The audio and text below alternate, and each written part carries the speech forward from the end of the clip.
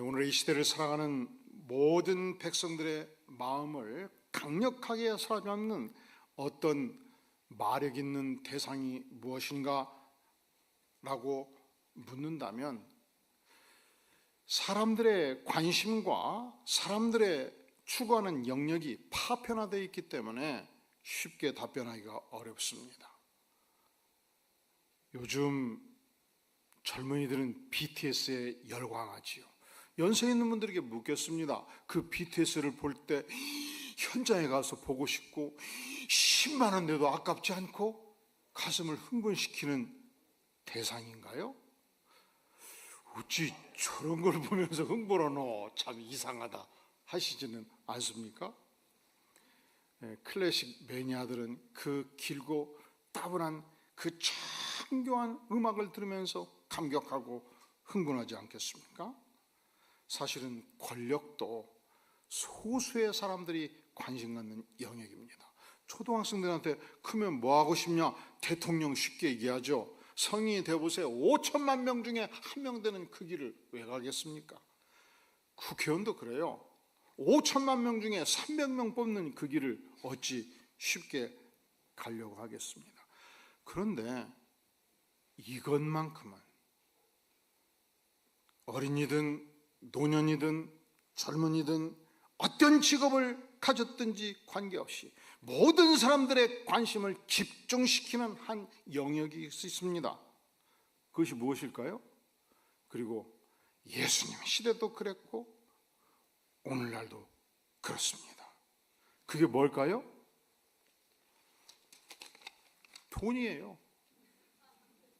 그래서 세상은 말하잖아요. 뭐니 해도 머니가 최고다. 모든 사람들이 지갑을 가지고 다니지 않습니까? 제가 어젯밤 집에서 이 5만 원권 화폐 100장이면 200페이지거든요. 책에 딱 재보니까 하나, 둘, 셋, 300장 들어가거든요. 그러고 보니까 책 대여섯 권이면 1억이 되고 라면 박스 두세 개면 10억도 되고. 그런데 이 돈은 언제든지 결단코 가치 중립적이 아니오시다.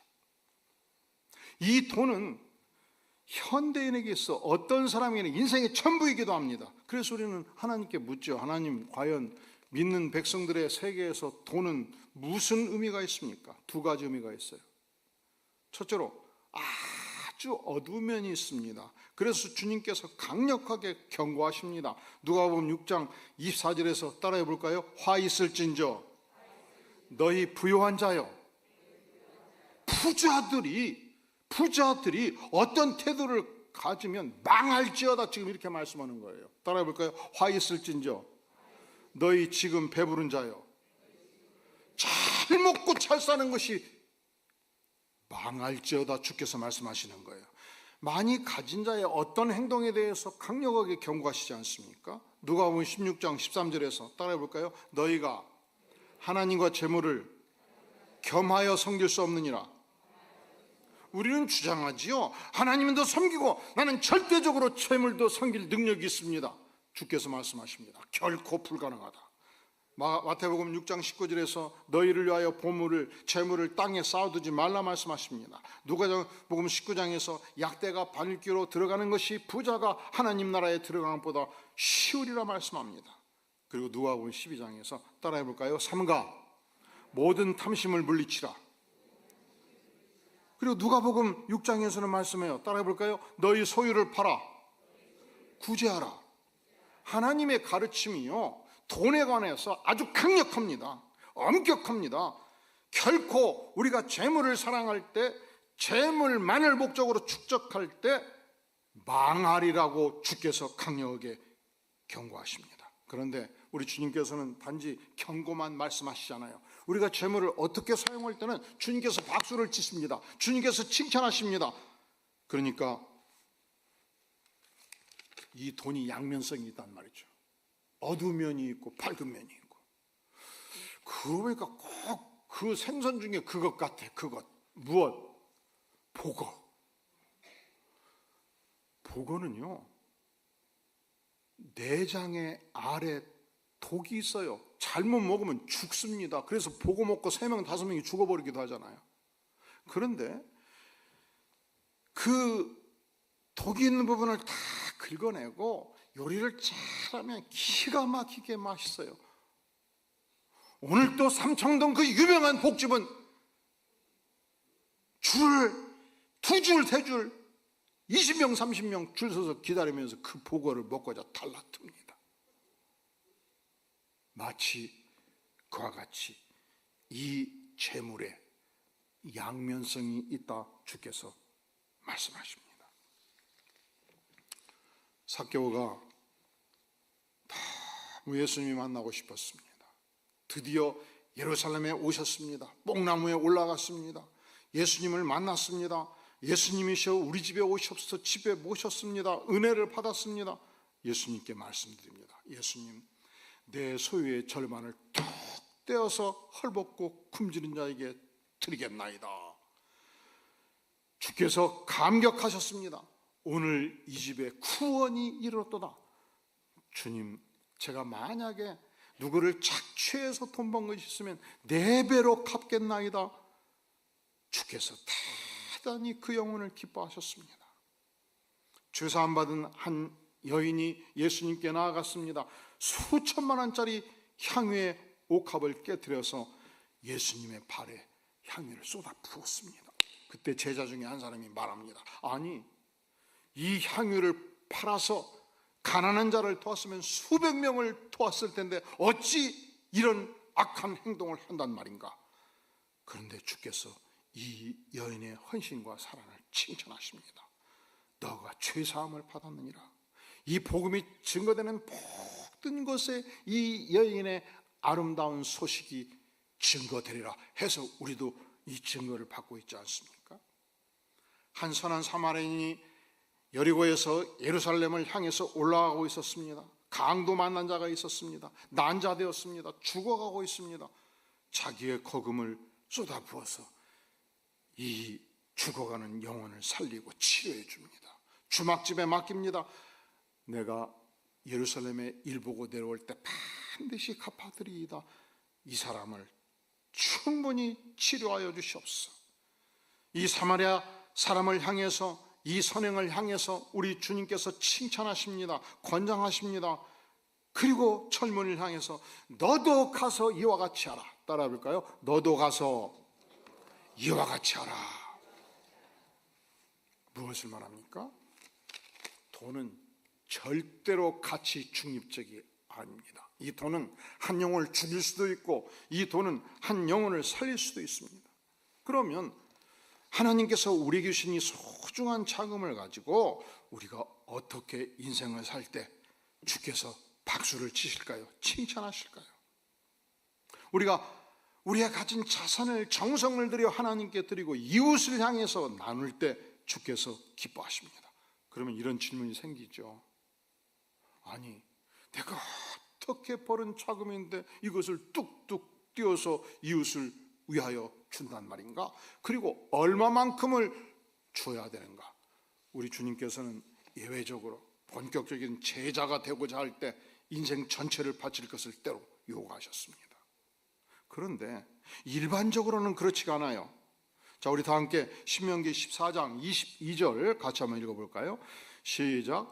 너는 마땅히 매년 토지 소산의 11조를 드릴 것이며, 농사를 지어본 경험이 있는 분들은 아십니다. 1960년대 70년대 대한민국은 천수답이 많았습니다. 비가 오면 그 해는 흉년이고 비가 오지 않으면 그냥 망해버리는 땅들이 많았어요. 열심히 농부가 농사를 지었습니다. 그런데 끝없이 가뭄이 들었습니다. 흉년이었습니다. 200평 한마지에게서 5가마는 소득이 있어야 되는데 논이 타들어가니까 한 가마도 수확을 못했습니다. 그런데 올해는 달랐습니다. 여름철 비가 풍부하게 내렸습니다. 햇빛이 쨍쨍 졌습니다. 가을이 되었습니다. 수확을 했더니 보통 5가마가 나와야 되는데 10가마가 나왔습니다. 얼마나 기쁩니까? 그래서 작년에 한가마 나와서 손가락 빨던 생각을 해보면 너무 기뻐서 하나님께 10의 1조 한가마를 드렸습니다. 그것도 부족했습니다. 온 동네 백성들을 불러 모아서 한가마 잔치를 벌였습니다. 그러니까 우리가 10의 1조를 드리는 것은 내 생애 속에 주께서 허락하신 이 놀라운 은혜, 이게 전적인 은혜인 것이, 작년에도 똑같이 열심히 했거든요. 더 열심히 했어. 근데 그냥 망해버렸다고. 올해는 그만큼 열심히 못했는데 그냥 하나님이 비를 주시고 햇빛을 주셔가지고 10가마 소득이 있었단 말이죠. 그러니까 나에게 주어진 이 소득이, 따라해볼까요? 내게 주어진 소득이 전적인 하나님의 은혜입니다. 그래서 흉년도 들어보고 풍년도 와야 이게 하나님의 은혜인 줄 안다니까. 꼬박꼬박 월급이 들어오니까 내 노력으로 된 것만 생각해요. 여러분, 내가 노력해도 하나님께서 건강 주시니까 노력한 거예요. 아파버리면 출근도 못해요. 그렇지 않습니까? 내가 서울대학 나왔다고 자랑하는데 자랑할 것이 못 돼요. 초상장만 나서 부모 머리가 있으니까 내가 서울대학도 가는 거 아니야? 그렇습니까? 안 그렇습니까? 응? 내가 사업적 능력이 있어가지고 수십억 수백억 벌었다고 자랑하는데 그게 아니에요. 하나님께서 나에게 사업적 머리를 주신 것입니다. 할렐루야. 그리고 한 가지 더 하라 주께서 말씀하셔요. 무엇을 할 것인가? 신명기 14장 28절 29절 시작. 매 3년 끝에 그의 소산의 10분지를 다 내어 내 성읍에 저축하여 너희 중에 분깃이나 기업이 없는 레위인과 내 성중에 거류하는 객과 및 과와 가부들이 와서 먹고 배부르게 하라. 그리하면 내 하나님 여호와께서 내 선언하는 범사에 내게 복을 주시리라. 자, 그리고 매 3년 끝에 3년이 마무리 지면 그의 소산의 얼마를 10분지를 구제금으로 드리라는 거예요. 3년에 10분지니까 1년에 3%를 구제금으로 드려요. 그 구제금은 어디에 쓰냐? 29절. 기업이 없는 레인을 위해서 쓰고 성중에 거류하는 이방인들 굶주린 자를 위해서 쓰고 고아와 과부, 그 시대 소득의 원천을 갖고 있지 않았던 고아와 과부들을 위해서 사용해라. 그리고 따라해 볼까요? 와서 먹고 배부르게 하라. 와서 먹고 배부르게 하라. 저는 어렸을 때부터 먹는 것을 완전 좋아했습니다.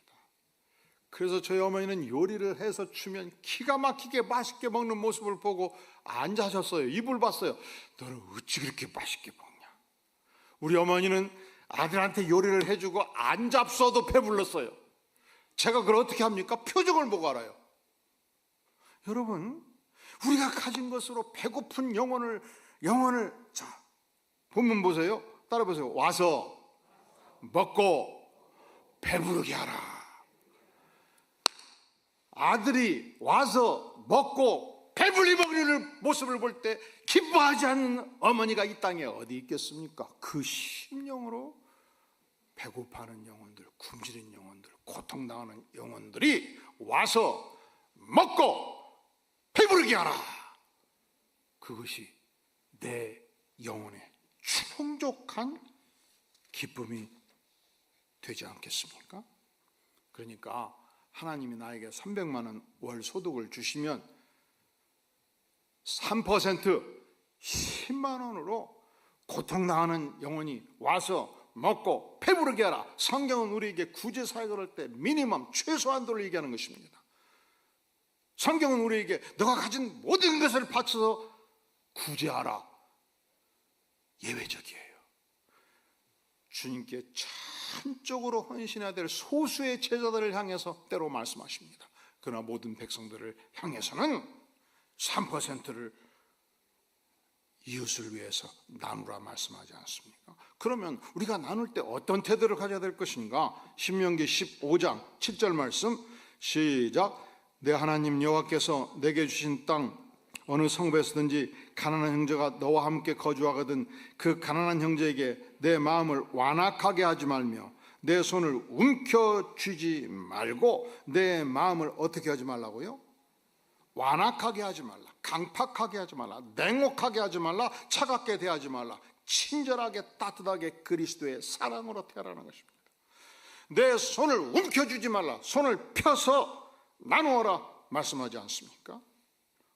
어떤 태도로 우리가 이웃을 구제할 것인가? 자, 천천히 9절, 10절 시작. 삼가 너는 마음에 악한 생각을 품지 말라. 곧 이르기를 일곱째 해 면제년이 가까이 왔다 하고 내 궁핍한 형제를 악한 눈으로 바라보며 아무것도 주지 아니하면 그가 너를 여호와께 호소하리니 그것이 내게 죄가 되리라. 너는 반드시 그에게 줄 것이요 줄 때에는 아끼는 마음을 품지 말 것이니라. 이로 말미암아 내 하나님 여호와께서 내가 하는 모든 일과 내 손에 닿는 모든 일에 내게 복을 주시리라. 어떤 태도로 우리가 이웃을 도울 것인가? 따라해 볼까요? 내 궁핍한 형제를 악한 눈으로 바라보지 말라. 그러면 궁핍한 형제를 악한 눈으로 바라보는 것이 어떤 거예요? 아이고 지질이 못난 돈 또 왔냐? 여기서 눈을 딱 째려봤어. 배고프다고 또 왔냐? 딱 그렇게 보지 말라는 거예요. 따뜻한 마음으로 강팍한 마음을 품지 말고 예수 그리스도의 사랑의 마음으로 아낌없이 도우라 주께서 말씀하지 않습니까? 우리 주님은 전능하신 하나님이셨습니다. 죄 많은 인생을 위해서 이 땅에 오셨습니다.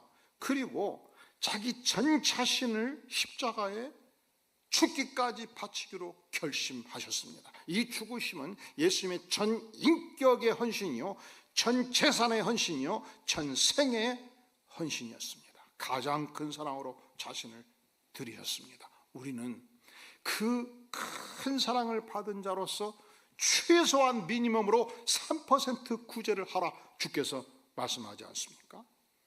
뉴욕에 가면 라구아디아라는 공항이 있습니다. 따라해 볼까요? 라구아디아. 이게 사람 이름이에요. 어떻게 뉴욕 시장이 선정을 베풀었든지 아예 그냥 공항 이름을 뉴욕 시장 이름으로 정해준 거예요. 이 미국 사람들이 그 특징이 있어요. 좋은 것을 한번 보면 박수 쳐주고 칭찬을 해요. 그리고 뒤를 캐가지고 막 엎어버리질 않아 사람을. 그런데 이분이 원래 명판사로 유명했던 인물이었습니다. 그가 1930년 판사 시절 한 노인이 절도 혐의로 재판을 받게 되었습니다. 너무 배고파서 빵 한 덩어리 훔쳐먹다 걸려가지고 재판에 걸린 것입니다. 판사가 묻습니다.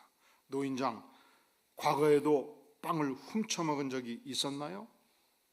아닙니다. 난생 처음입니다. 제가 어쩌다 이랬는지 모르겠습니다.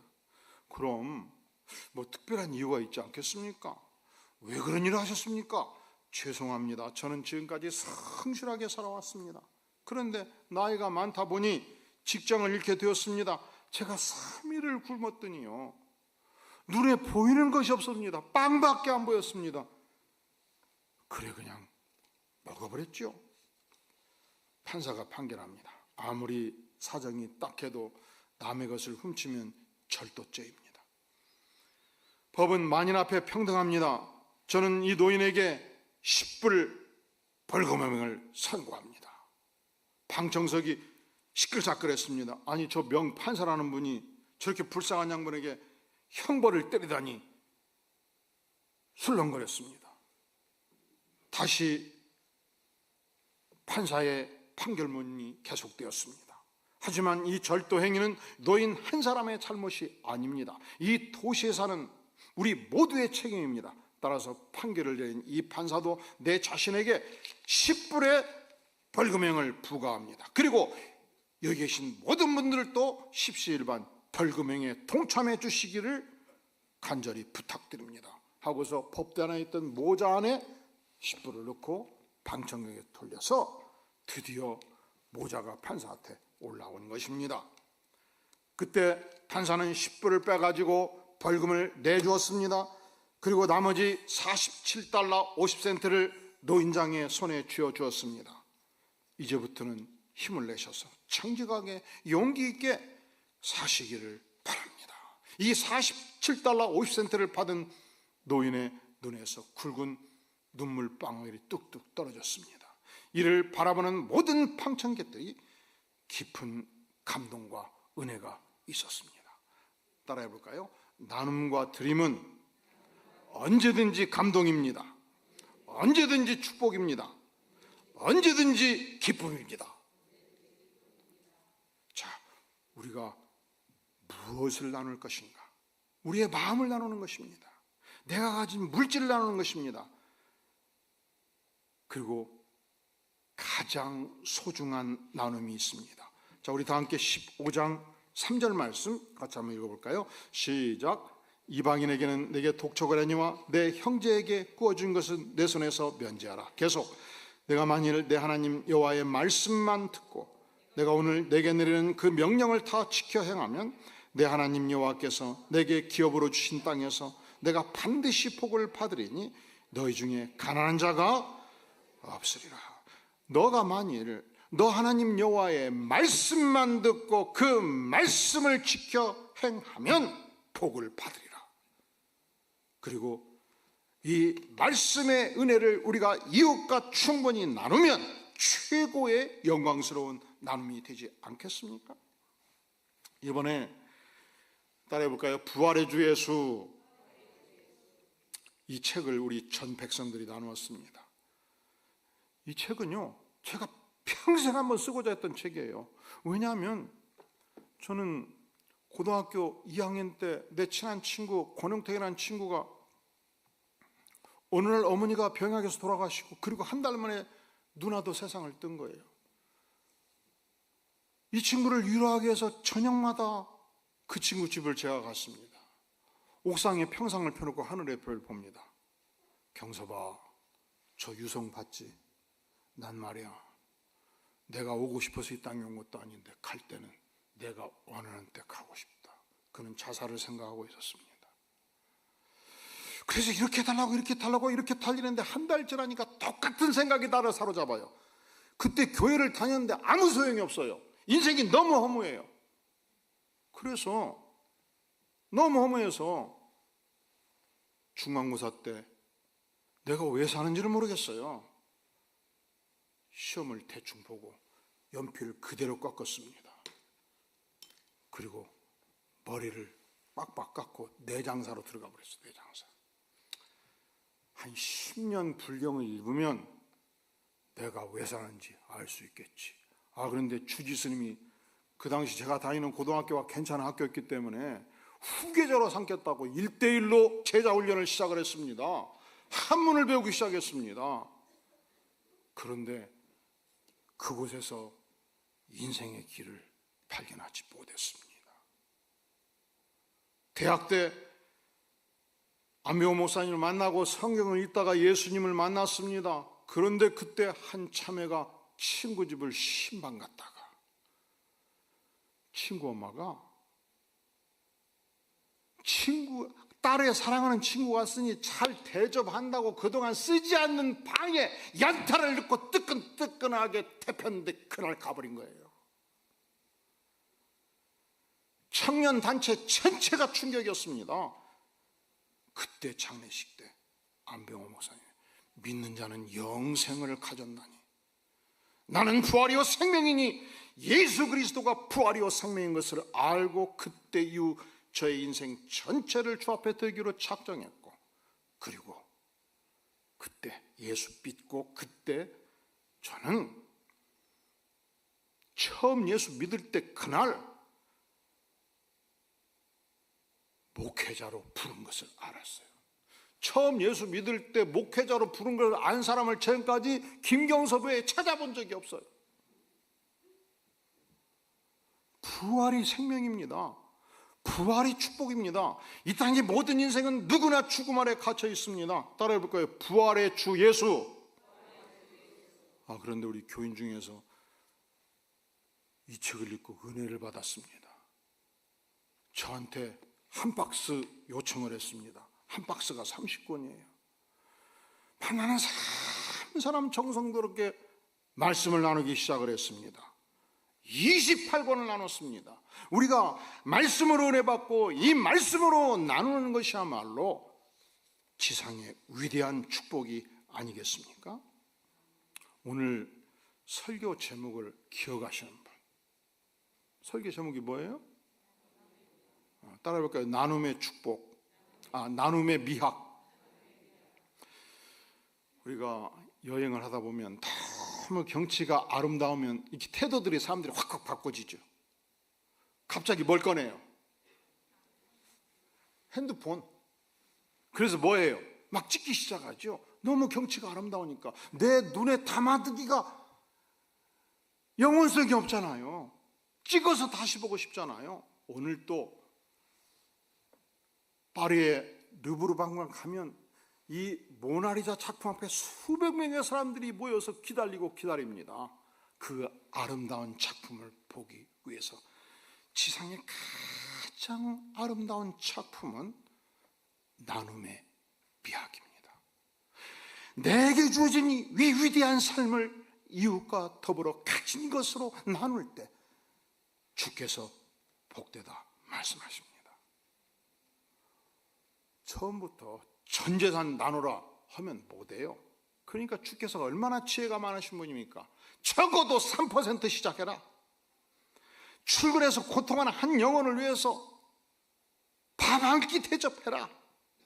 시작해라. 어떻게 나눌 것인가? 따뜻한 마음으로, 사랑의 마음으로 나누어라. 무엇을 나눌 것인가? 마음을 나누어라. 가진 물질을 나누어라. 하나님의 말씀을 나누어라 말씀하지 않습니까? 그래도 저항감이 생기지요. 왜냐하면 내게 세 가지 소유가 있는데 하나를 나누면 반드시 둘로 줄잖아요. 우리는 이 산술적 세계에 살고 있지 않습니까? 하나님, 나는 못 나눠요. 왜 못 나눕니까? 나누면, 주면 내 것이 준다고 생각하지 않습니까? 그런데 믿는 자에게 새로운 승법 법칙이 있는 것입니다. 어떤 승법 법칙입니까? 자, 우리 10절 같이 읽어볼까요? 천천히 시작. 너는 반드시 그에게 줄 것이요 줄 때는 아끼는 마음을 품지 말 것이니라. 이로 말미암아 내 하나님 여호와께서 내가 하는 모든 일과 내 손이 닿는 모든 일에 내게 복을 주시리라. 자, 우리가 나누면, 자 보세요. 우리가 나누면 따라해 볼까요?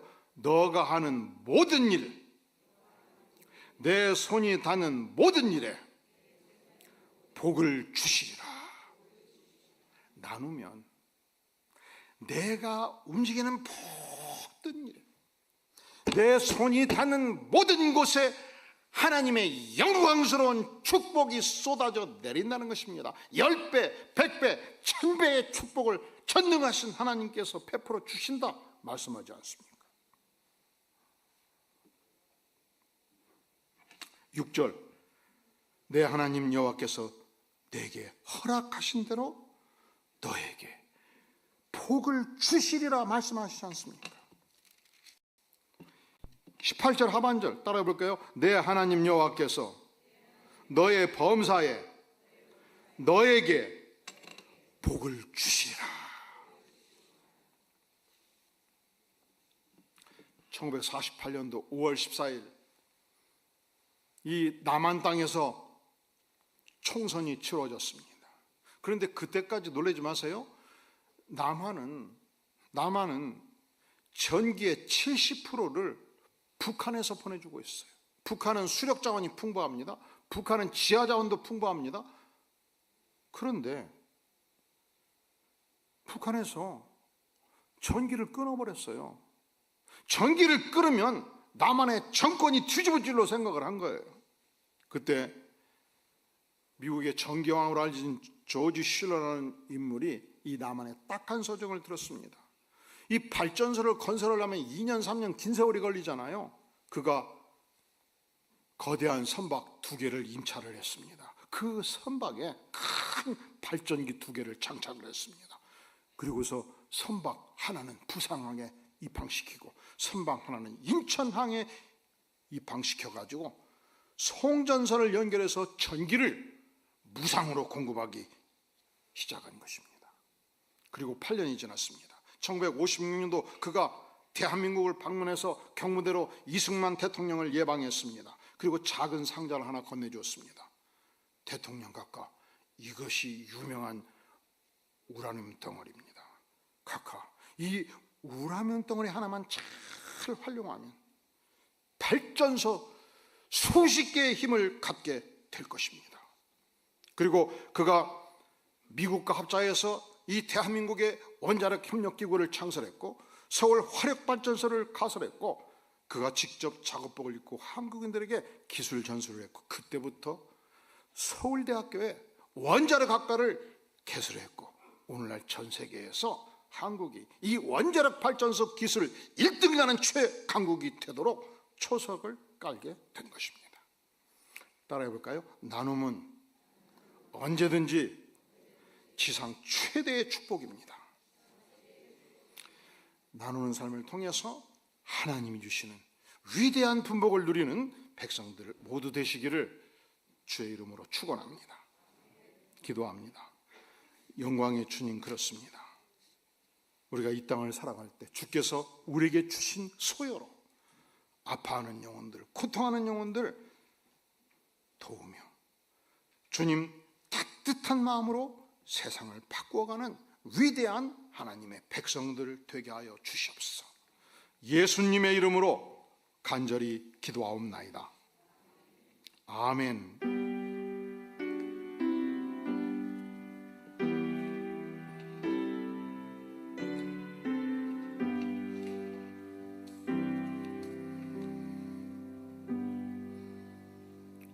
이 시간을 우리 함께